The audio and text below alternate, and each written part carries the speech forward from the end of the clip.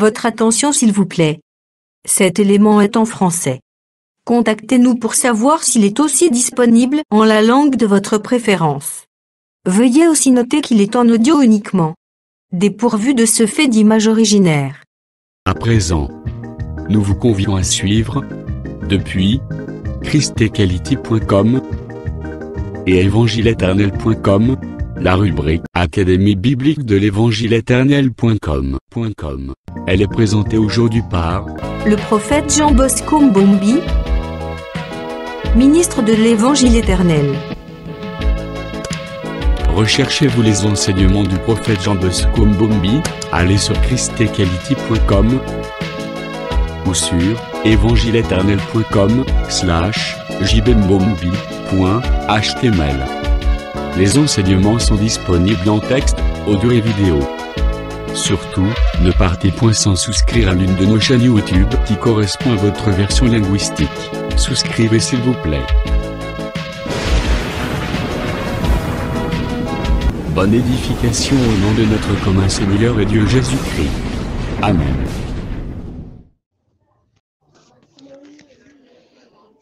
Grand merci à notre Seigneur Jésus-Christ, maître des temps et des circonstances, de nous avoir encore accordé ce temps pour le partage de la parole. Que le Seigneur vous bénisse de partout où vous êtes. Nous sommes toujours dans la continuité des fêtes de l'Éternel. Nous allons aborder la fête des pains sans levain.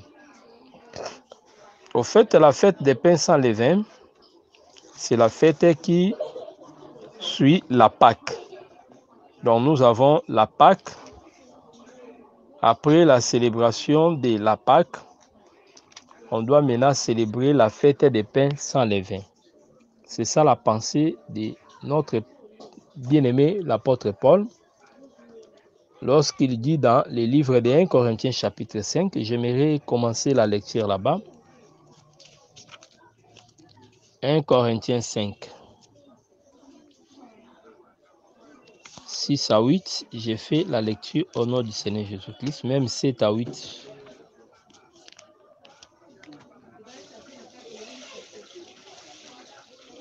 « 1 Corinthiens chapitre 5, nous prenons les versets 7 à 8.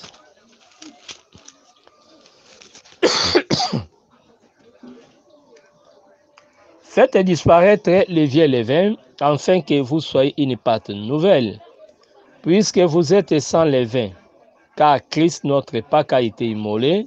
Célébrons donc la fête non avec du vieux levain, non avec un levain de malice et de méchanceté, mais avec les pains sans levain de la pureté et de la vérité.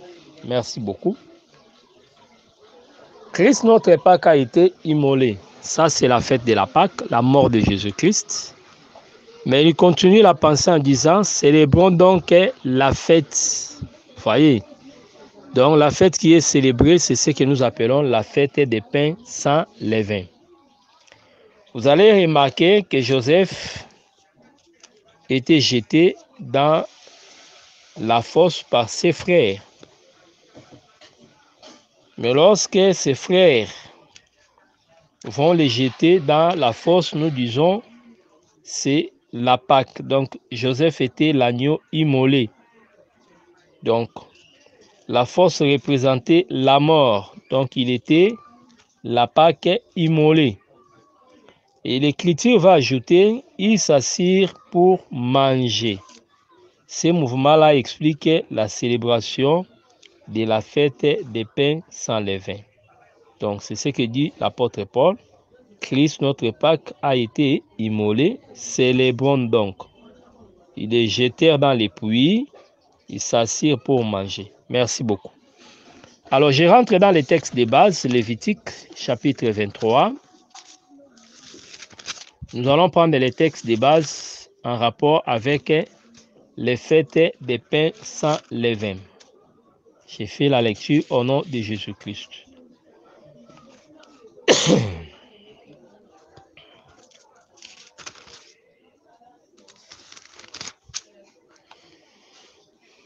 Je lis. Les premiers mois, je commence par le 5e verset, les premiers mois, les 14e jour du mois, entre les deux soirs, ce serait la Pâque de l'Éternel. Voilà la place de la Pâque, les 14e jour entre les deux soirs. La pensée continue. Et le 15e jour, voilà là où commence la fête des pains sans levain. Et le 15e jour de ce mois, ce serait la fête des pains sans levain, à l'honneur de l'Éternel. Vous mangerez pendant 7 jours de pains sans levain. Les premiers jours, vous aurez une sainte convocation. Vous ferez aucune œuvre servile. 8. Vous offrirez à l'Éternel pendant 7 jours des sacrifices consumés par les feux. Le 7e jour, il y aura une sainte convocation. Vous ne ferez aucune œuvre servile. Merci. Lévitique 23, 5 à 8. Alors, suivez très bien. Premièrement, nous disons que la fête des pains sans levain succédait à la fête de la Pâque. Donc, c'était une fête qui était à l'honneur, donc en mémoire plutôt de l'agneau qui était immolé. Samson fera une fête. Pourquoi? C'était après la mort du lion. Donc, les 7 jours de fête organisés par Samson est aussi regardé comme étant la fête des pains sans levain. Donc, la mort de l'agneau, du lion plutôt, c'est ça la mort de l'agneau. Les excuses. Puisque l'Écriture dit qu'il déchirait les lions comme un chevreau. Or, dans la Pâque, on prenait un agneau ou un chevreau. C'est-à-dire, ces lions-là devenaient faibles pour connaître la mort. Donc, les lions mouraient comme un chevreau. C'est ça. Donc, c'était la mort de l'agneau. C'est ça la Pâque. Pour que la fête puisse expliquer la fête des pains sans levain. Alors, c'était une fête qui commençait le 15e jour jusqu'au 21e jour. Au total, c'est la fête de 7 jours. Mais Israël devait se présenter devant le Seigneur les premiers jours et les derniers jours. Les premiers jours, on organisait un grand rassemblement et les derniers jours également un grand rassemblement. C'est-à-dire, les autres jours, le peuple venait prier, mais l'influence du premier jour et du dernier jour n'était pas la même que les autres jours. Vous voyez? Donc ça, c'est ce que nous devons retenir. Alors pendant cette fête, Israël était obligé de ne pas consommer les levains. Donc tout ce qui était levé devait être mis à côté. On devait faire disparaître du pays tout ce qui était levé. Voyez, dès que la Pâque se présente, on doit mettre de côté tout ce qui est levé, tout ce qui est péché. Donc, les peuples comme les pays devaient vivre dans la totale purification. C'est ça. Donc, voilà ce que nous devons retenir. Pendant 7 jours, Israël prenait des pains sans levain, des pains qu'on n'a pas fabriqués, avec des levures. Donc, c'était ça la pensée. Alors, lorsque nous venons dans l'explication des choses, qu'est-ce que cela signifie? J'aimerais d'abord lire la pensée d'Exode 13.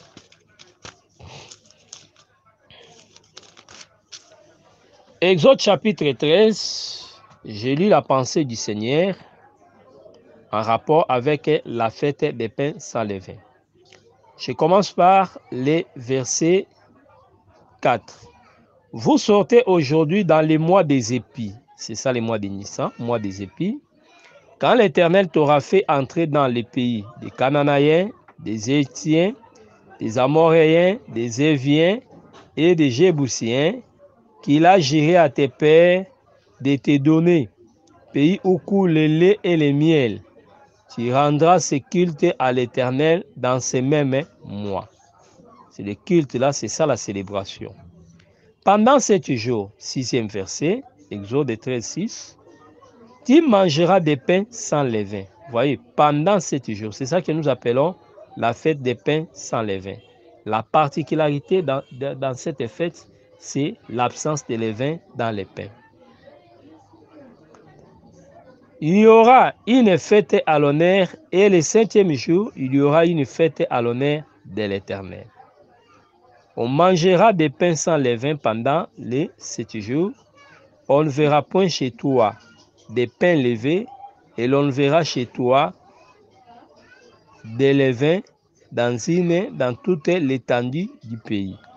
Donc pendant cette fête-là, Israël ne mangeait pas les pains levés. Et dans les pays comme dans la maison de tout juif, on ne pouvait pas voir la levure ou les levains. Voyez, c'est ça qu'on appelle la fête des pains sans levain qui commençait le 15e jour et s'est terminée le 21e jour.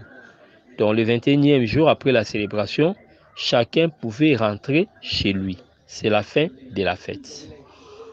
Alors cette fête de 7 jours, nous l'expliquons dans la Révélation comme le temps que l'Église traverse aujourd'hui. Puisqu'après la mort de Jésus-Christ, nous vivons un temps où le Seigneur nous a accordé son esprit et nous sommes en train de marcher avec le Saint-Esprit comme étant la véritable colonne. Et cette marche-là, c'est ça que nous expliquons dans les 7 étapes de l'Église. Quand vous prenez Apocalypse chapitre 1er, versets 18 à 20, vous allez voir qu'on explique les problèmes de cette église d'Asie. Et quand nous prenons Apocalypse chapitre 1er, à partir du 11e verset, j'aimerais lire la portion qui concerne ces 7 églises pour pouvoir vous positionner. Apocalypse chapitre 1er, je commence par le verset 11,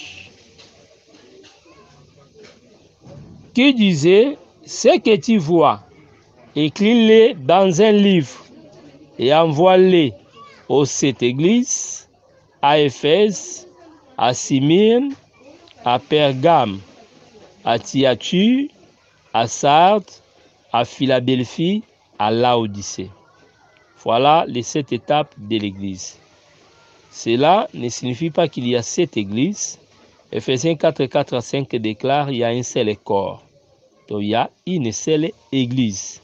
Un corps, mais qui porte plusieurs membres. Voyez, c'est cette église qui est unique, qui est expliquée dans les temps. Donc les 7 étapes de l'église représentent seulement la marche d'une seule église que nous sommes. Donc c'est l'église dans les temps. Nous avons Éphèse, Smyrne, Pergame, Thyatire, Sardes, Philadelphie et Laodicée. Donc les églises étaient nommées selon les localités. C'est pourquoi selon la doctrine, les églises ne portent pas de noms comme nous avons l'habitude de donner des noms. Ministère, Shalom, Église Viens et Vois, Église Sycomore de l'Éternel, mais les églises étaient nommées Église des Saints, Église des Élis, Église d'Éphèse, Église de Corinthe. Donc, les 7 églises portaient les noms des villes dans lesquelles elles se retrouvaient. Donc, si nous sommes à Paris, on peut dire l'église de Paris. Assemblée des Saints de Montréal. Vous voyez, Assemblée des Saints de Brésil. Église de Dieu à Brésil. Église des Élis en Afghanistan.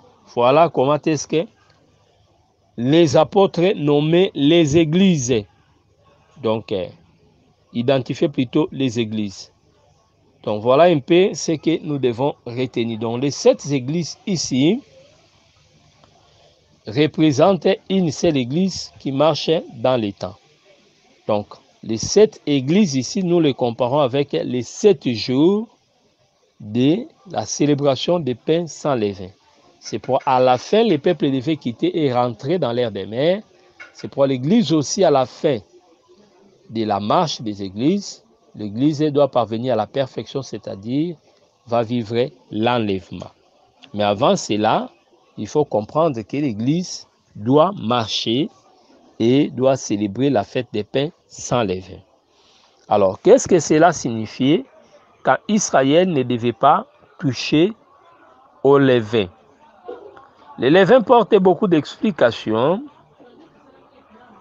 mais ici, nous voulons plus parler du levain comme étant les péchés et aussi les faux enseignements. Donc, des interprétations retiennent notre attention. Nous parlons du levain comme étant les péchés. Nous l'expliquons aussi comme étant les faux enseignements. Qu'est-ce que je veux dire par là? Lorsque la loi disait qu'on ne trouve dans ta maison ni dans toute l'étendue. L'étendue, c'est-à-dire les pays, c'est ça l'Église. Là, les levains représentent les faux enseignements. C'est pourquoi Jésus pouvait dire, gardez-vous des levains des pharisiens. Matthieu chapitre 16. 6 à 12, j'ai fait la lecture.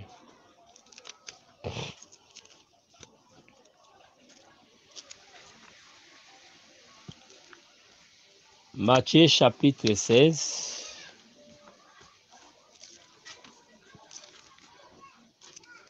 Matthieu chapitre 16.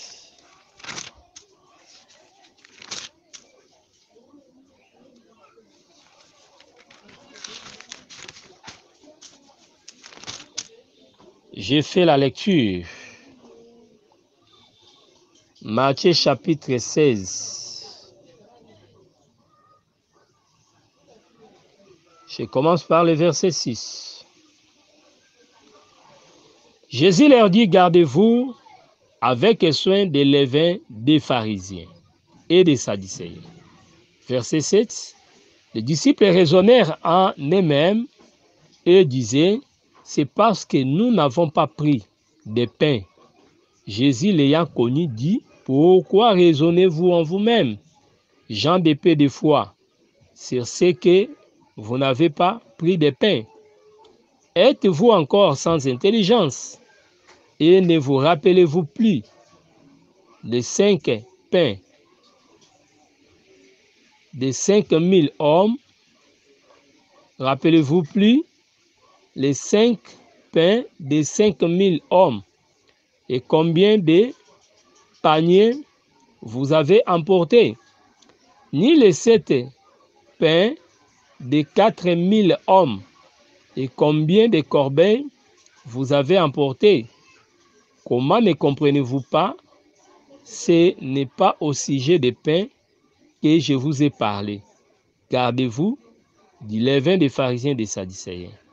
Alors, c'est le verset 12, il comprit que ce n'était pas du levain des pains qu'il avait dit de se garder, mais de l'enseignement des pharisiens et des sadducéens.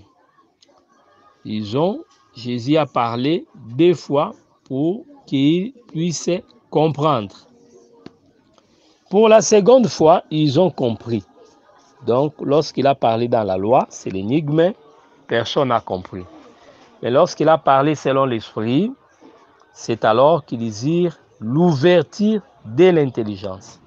Il comprit que les levains des pharisiens et des sadducéens étaient les faux enseignements. Donc, lorsque la loi disait dans toute l'étendue du pays qu'on ne voit pas du levain, c'est-à-dire on ne pouvait pas trouver dans l'église les faux enseignements. Là, les levains représentaient l'enseignement. Mais lorsque Exode disait qu'on ne trouve ni dans ta maison, la maison représentait l'homme. C'est comme Josué pouvait dire, moi et ma maison, nous servirons l'Éternel. Il parlait de quelle maison?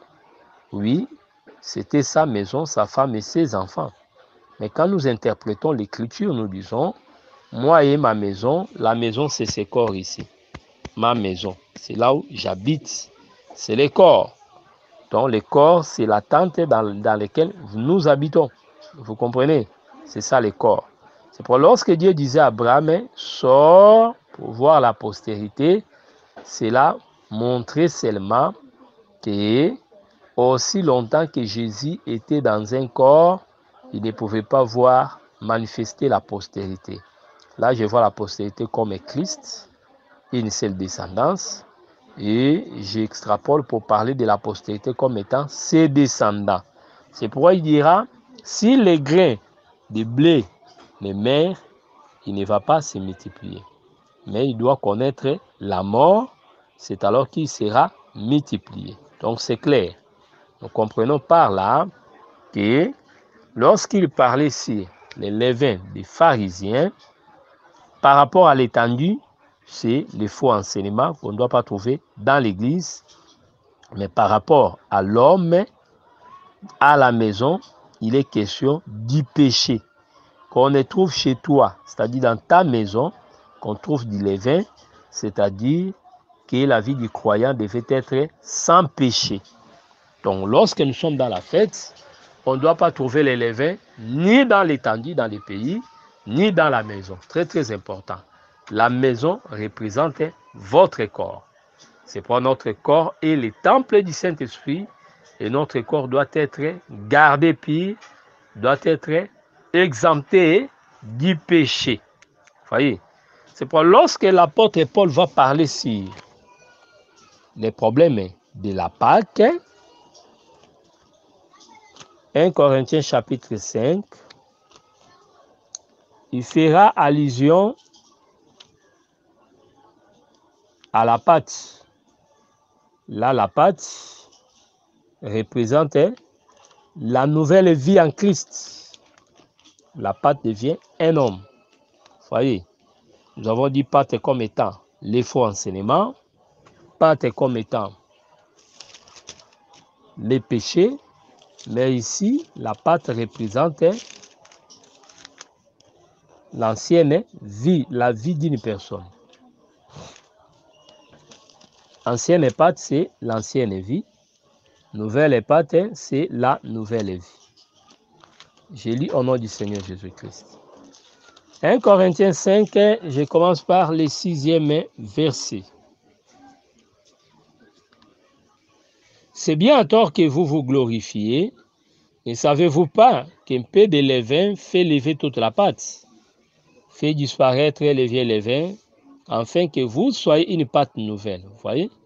Puisque vous êtes sans levain, car Christ notre Pâque a été immolé. Vous êtes donc, quand la Pâque est arrivée et célébrée, directement on doit faire disparaître les levains. La mort de Jésus-Christ a mis fin au péché, puisqu'il était l'agneau de Dieu qui ôtait les péchés. C'est pourquoi on voit les péchés dans la vie de quelqu'un, c'est suspect. Un enfant de Dieu ne pêche point. Voyez, c'est très très important. Pourquoi? Christ, notre Pâque, a été immolé.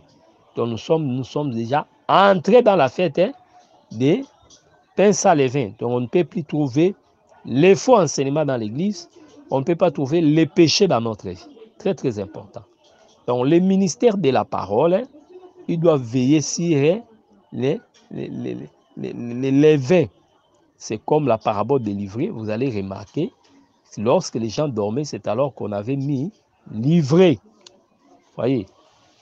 Donc l'ivraie représente aussi les faux enseignements quelque part, puisque selon le contexte de cette parabole, l'ivraie représentait le fils de la perdition, les méchants. Mais quand nous extrapolons, nous voyons aussi l'ivraie dans les champs comme étant les faux enseignements. Voyez. Donc, c'est très très important que nous comprenions cela. Donc, une personne est représentée aussi comme une pâte. Lorsqu'il y a le péché, l'homme devient une pâte levée, avec levain. Mais lorsque l'homme est sans péché, là, il représente une pâte sans levure, c'est-à-dire une vie sans mélange, sans péché. C'est très très important. Donc, ici, nous interprétons également les levains comme étant les péchés. Vous voyez, Donc, c'est très, très important. Être une nouvelle pâte, c'est-à-dire devenir une vie sans péché. On retiendra aussi que les levains représentent aussi le Saint-Esprit. Ça, c'est pour que vous ayez de la connaissance. Donc, le mot levain ne doit pas être expliqué de la même manière dans toute la Bible. Il faut faire des exceptions. Là, je voulais parler sur les levains de la femme. Matthieu chapitre 13, 33, 34.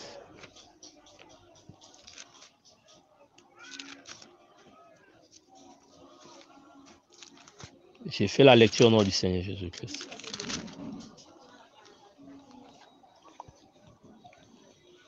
Il leur dit, autre parabole, le royaume des cieux est semblable à du levain qu'une femme, dont là il est question du levain de la femme, a pris et mis dans 3 mesures de farine jusqu'à ce que la pâte soit toute levée. Voyez. Matthieu chapitre 13, 33 parle du levain de la femme. Ici, la femme là, c'est le Seigneur lui-même. Une femme sage. Cette sagesse, c'est par rapport à son ministère. Voyez. Qui avait du levain, c'est-à-dire le Saint-Esprit, qu'il a mis dans les 3 mesures. Les 3 mesures de farine qu'il devait recevoir. Le levain, c'est la loi, les prophètes et les psaumes. Voyez. Et lorsqu'on met le levain, ça devait changer. C'est ce que nous appelons l'explication de la parole. C'est pour Jésus, comme cette femme-là, il avait accompli cela. Pour comprendre ce que j'ai dit, nous devons voyager dans les livres de Luc, chapitre 24. Remarquez dans Luc 24, quand vous prenez le verset 44, vous allez voir que Jésus était la femme qui mettait du levain dans les 3 mesures. Je lis.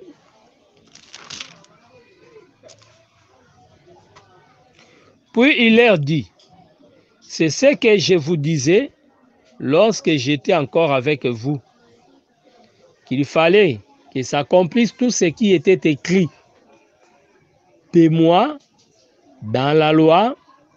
Voilà, première mesure. Deuxième mesure, dans les prophètes et dans les psaumes 3e mesure. 45, alors il leur ouvrit l'esprit, afin qu'il comprisse les Écritures. Pourquoi ils ont compris les Écritures? Puisque l'Esprit a éclairé la loi, les prophètes et les psaumes. Donc Jésus était là, cette femme sage qui mettait du levain dans la loi, les prophètes et les psaumes, qui sont les 3 mesures. Donc par là, je suis en train de dire que le levain a directement changé l'interprétation. Le levain ici, ce n'est pas le péché ni les faux enseignements, mais c'est le Saint-Esprit qui vient éclairer la loi. Merci beaucoup. Donc, la fête des pains sans levain expliquait seulement notre réalité. Donc, l'Église, après la mort de Jésus, nous vivons la fête des pains sans levain. Donc, nous sommes au temps où on ne doit pas tolérer les faux enseignements. Les faux enseignements, pour nous, c'est du levain. Vous voyez, on dit un peu de levain, fait lever toute la pâte. Donc, les faux enseignements, là, peut amener la mort. Souvenez-vous, les problèmes des fils des prophètes, lorsqu'il y avait la mort dans les pots. Il y avait des légumes, mon nom introduit, une autre légume qui n'était pas approprié. Vous voyez, on peut bien prêcher l'évangile, mais quand on amène un enseignement qui est contraire, ça peut lever la pâte. En ce moment-là, ce n'est plus le pain sans levain. C'est pourquoi nous avons toujours dit que les faux enseignements amènera beaucoup de gens en enfer. Il ne faut pas aller prier là où on falsifie la parole, là où on n'a pas égard à l'écriture. On massacre les Écritures, on refuse des grandes vérités bibliques, on méprise la doctrine des apôtres. En ce moment-là, sachez seulement que vous marchez dans la voie de la perdition. Les salis, c'est lorsque nous retenons l'évangile dans les termes qui nous ont été annoncés ou prêchés. Donc, voilà un peu ce que je voulais dire. Et aujourd'hui, on ne peut pas voir les levains dans votre maison, c'est-à-dire dans votre corps. Il faut que nous soyons saints. Soyez saints car l'Éternel, votre Dieu, est saint. Donc nous devons devenir tous les imitateurs de Dieu. Voilà ce qu'on appelle la fête des pains sans levain. Ça a commencé le 15e jour, c'est-à-dire après juste la Pâque, et ça faisait 7 jours. Le 7e jour, les gens viendront se réjouir et après ils rentrent chez eux. Voyez, donc 21e jour. C'est très très important. Or, lorsque nous lisons Daniel 10, vous allez remarquer que la prière de Daniel était aussi exaucée le 21e jour. Donc c'est pour dire, lorsque nous, l'Église, nous allons terminer la fête des pains sans levain, c'est alors Israël peut trouver grâce. Donc c'est pourquoi lorsque nous nous montons dans l'enlèvement, le Seigneur aussi revient vers ses frères pour pouvoir leur accorder la grâce. C'est ça, l'ange qui était retenu, qui est libéré. Voyez, c'est pourquoi quand vous lisez Actes 3, 19, on dit pour vous, vous Israël, Christ est retenu. Christ est retenu jusqu'au temps de rétablissement de toutes choses, c'est-à-dire il sera libéré au temps de rétablissement de toutes choses. Qui est Christ? C'est la pluie retenue par Élie pour que Israël reste sans pluie. Qui est Christ? C'est l'ange retenu par le roi de Javan pour ne venir agir que le 21e jour. Donc lorsque nous serons enlevés 21e jour, la fête se termine, nous allons chez nous. Israël et pour lui, la fête va commencer. Donc l'ange sera relâché pour que Israël plutôt, Daniel puisse recevoir la bénédiction, c'est-à-dire Israël puisse vivre la visitation. Que le Seigneur Jésus-Christ vous bénisse. Alors, je vais toucher les sacrifices. Nous avons déjà donné les règles des sacrifices. Mais ici, je vais seulement montrer un peu l'importance de ces sacrifices, les citer pour votre connaissance. Quand le peuple venait, il y avait des sacrifices de la fête. C'est ce que je vais lire. Et de l'autre côté, il y avait aussi les sacrifices que l'homme devait donner. Sans oublier les sacrifices perpétuels. Et si un jour était un sabbat, on devait ajouter le soir les 2 agneaux. Voyez, on donne les 2 agneaux et on clôture les cultes par un seul agneau qui est l'agneau perpétuel, les sacrifices perpétuels. Donc voilà comment se déroulaient les choses. Alors nous sommes là dans les livres des Nombres. Là nous prenons le verset 29, chapitre 29 plutôt. Nombre 29. Gloire à Dieu. Non, c'est Nombre 28. On commence par 28 là-bas. Nous prenons les versets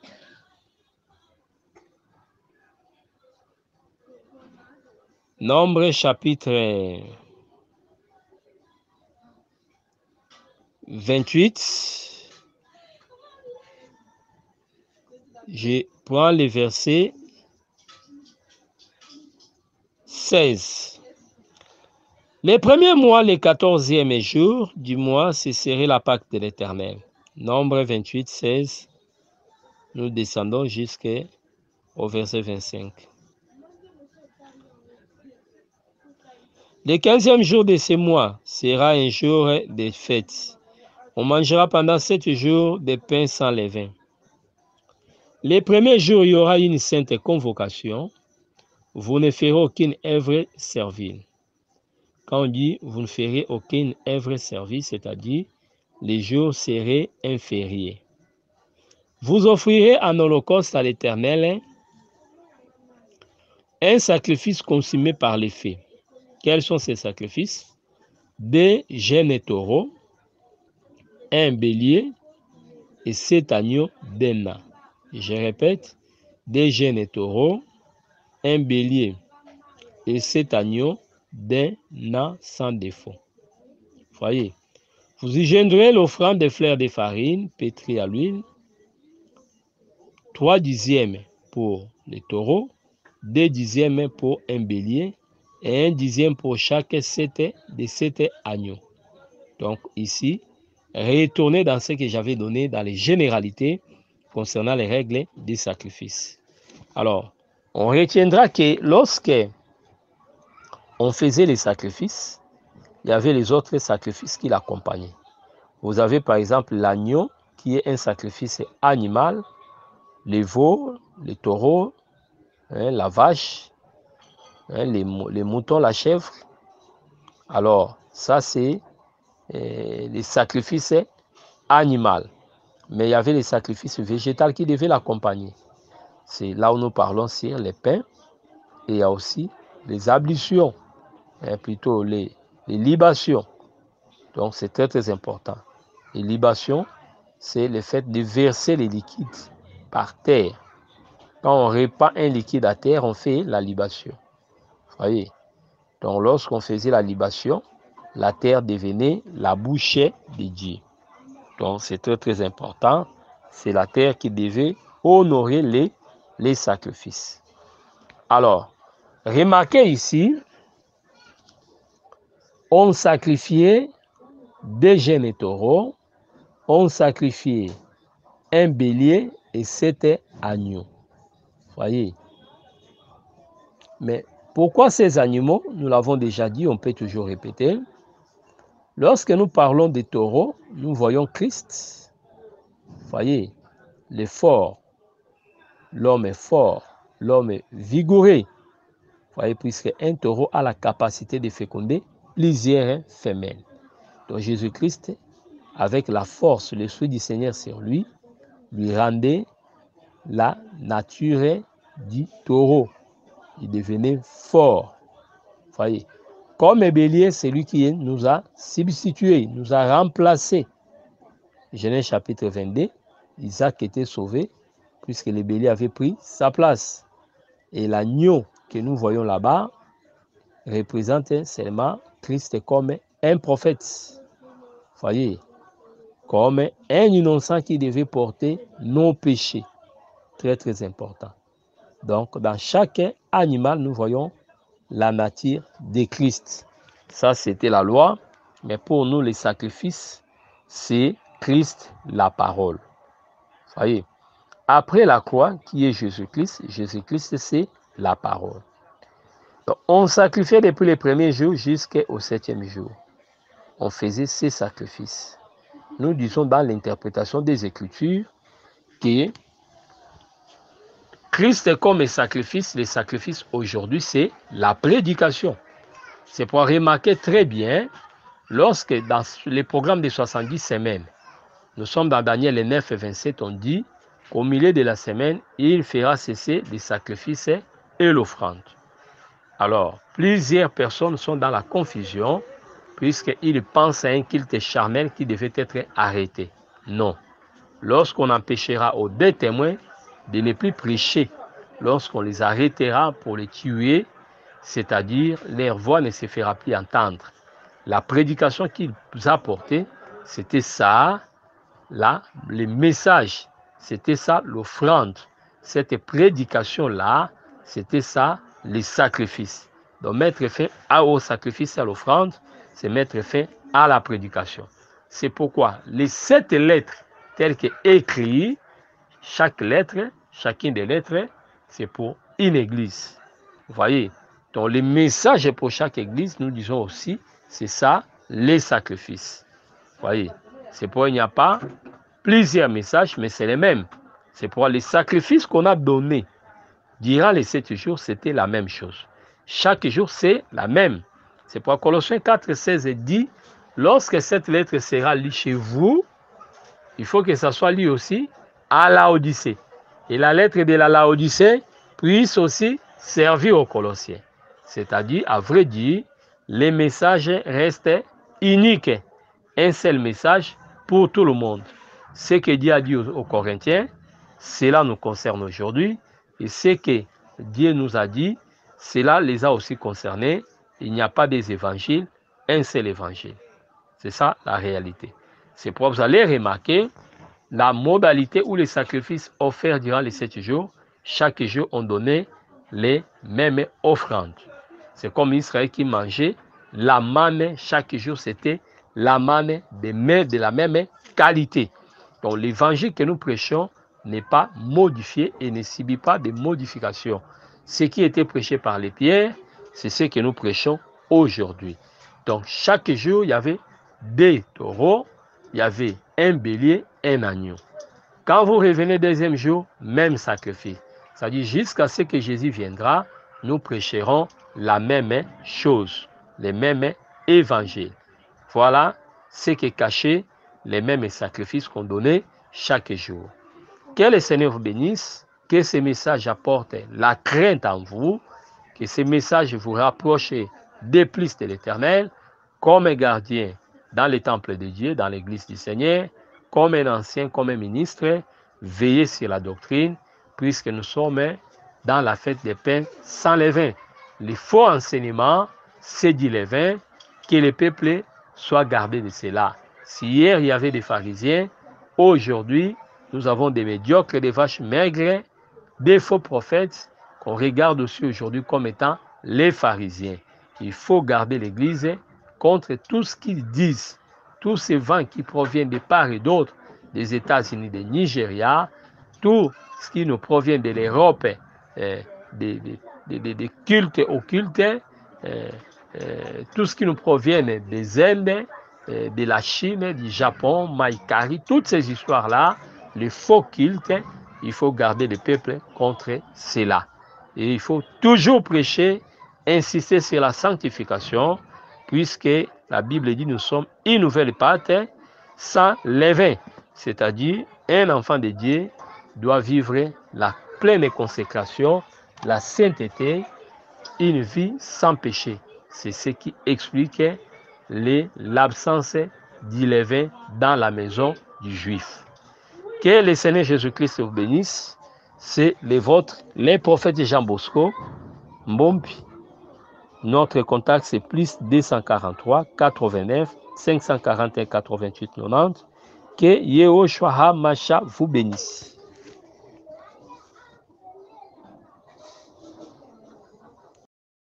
Merci d'avoir suivi ce message et que Jésus-Christ vous bénisse.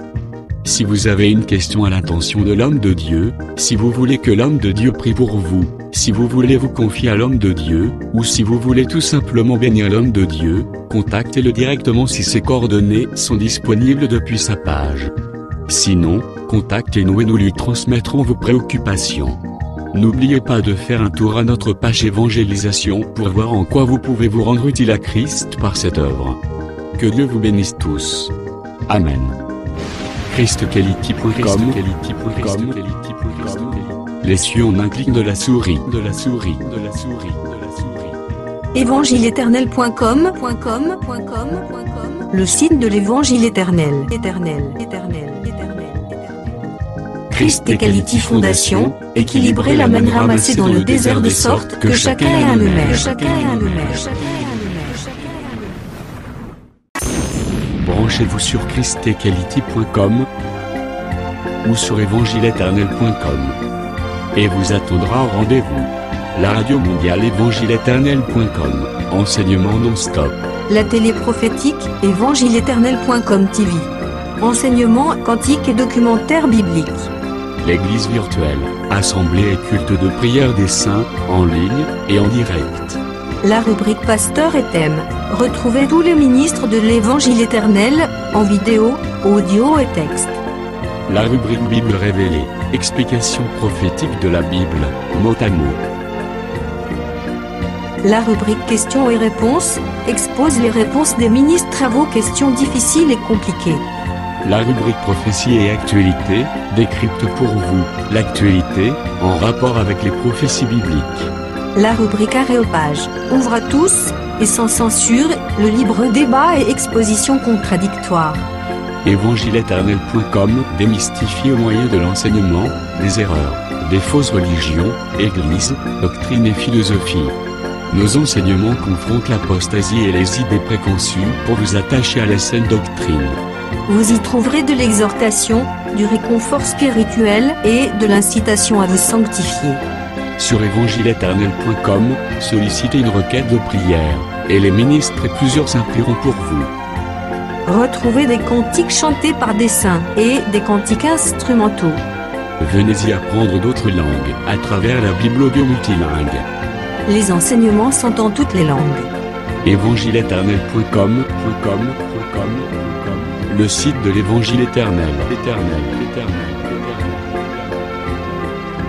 Motivez-nous en souscrivant à l'une de nos chaînes YouTube, celle de votre préférence linguistique.